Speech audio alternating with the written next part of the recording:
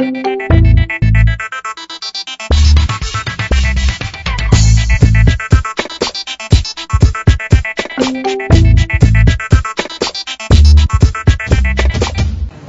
tamu saya yang berikutnya adalah Saudara Didi.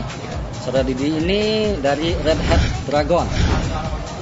Mendengar nama Red Hat Dragon, mungkin kita langsung ke bawah pikirnya apa itu Dragon yang dimaksud.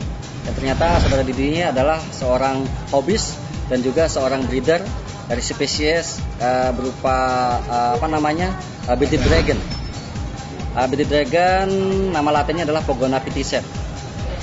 Kita akan kupas lebih jauh tentang bearded dragon ini dari Saudara Didi dalam bentuk wawancara akan saya lakukan sebagai berikut. Kita mau buka-buka rahasianya sedikit nih tentang bearded dragon kan. Saya dengar saudara juga udah dari hobis kemudian menjadi breeder dan sudah berhasil menernakan bearded dragon kan. Kira-kira pertama kali sekali apa yang buat Anda hobi menyukai bearded dragon? Kenapa tidak yang lain? Pertama mungkin dari jenisnya ya. Mungkin itu kayak binatang purba gitu. Jadi eksotis, jadi saya tertarik. Iya. Dan jadi tantangan buat saya untuk melihara. Iya.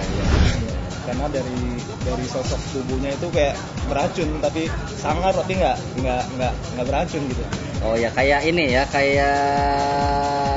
kalau kita bilang itu muka preman tapi berhati lembut, berhati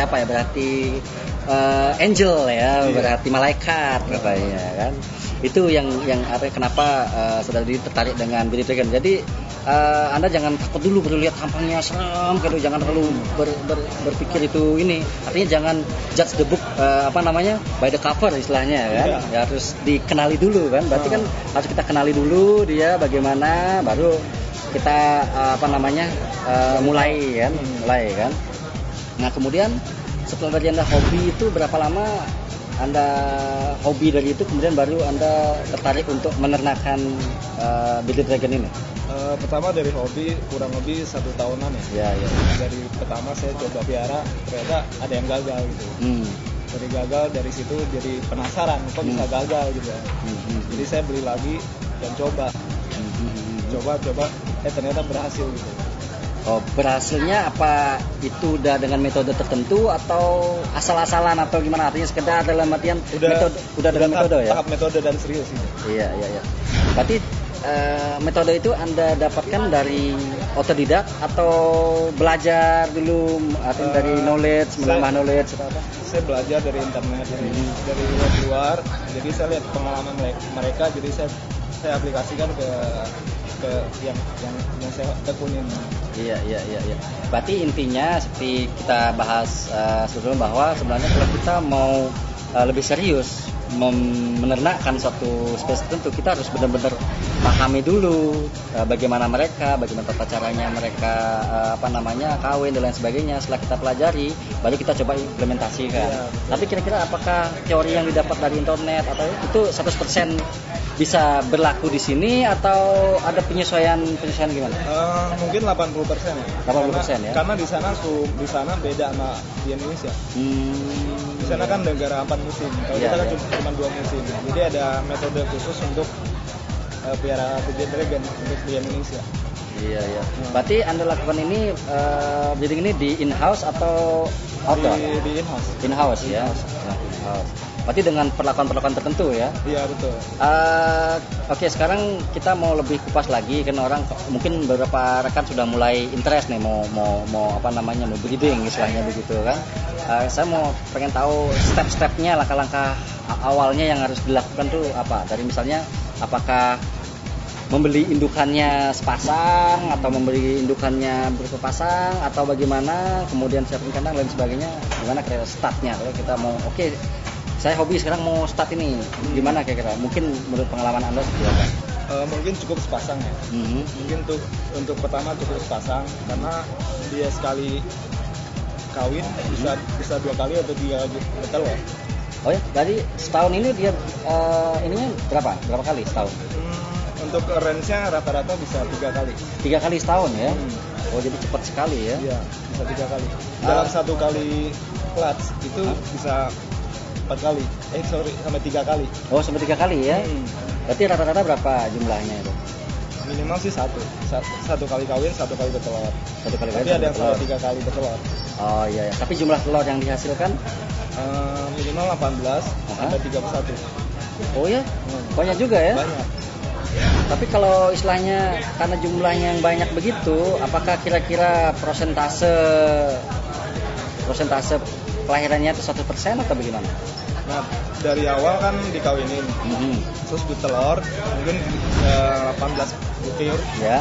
Nah, mungkin dari 18 itu paling ada 3 atau sampai 5 lah yang selak, tergantung kesuburan indukan. Iya. Kalau betinanya subur, sehat, itu bisa 100% jadi. Dalam arti kata telurnya bagus ya, belum sampai jadi. Kayak fertile istilahnya ya. Kalau udah bagus, baru ditetesin di inkubator. Iya. Oke, ngomong-ngomongin masalah inkubator kan istilahnya begitu kan. Apakah ada trik khusus, artinya pengaturan suhu tertentu untuk jenis ini atau sama saja dengan jenis-jenis yang lain? Sebetulnya untuk reptil di Indonesia udah cukup bagus ya untuk suhu di Indonesia untuk netesin telur reptil. Iya. Karena di Indonesia range suhunya sampai 28 sampai 31 32. Iya. Itu untuk sangat cocok untuk menetaskan telur. Jadi udah nggak perlu inkubator khusus kayak pengaturan suhu dan sebagainya ya. Pakai termostat atau gimana itu sebetulnya nggak perlu. Berarti hanya diperlukan kayak kotak khusus tertentu ya. Pakai akuarium, isi air, terus taruh tatakan, terus ditutup lagi dengan kaca rapat. Itu udah bisa tetes telurnya. Sebentar. Berarti proses inkubasi sendiri tidak menggunakan inkubator, tetapi kita atur sedemikian rupa. Jadi kayak akuarium ya. Inkubator. Oh, kayak inkubator. Sebetulnya itu boleh dikatakan inkubator ya. Cuman nggak pakai termostat, pengatur suhu dan sebagainya ya.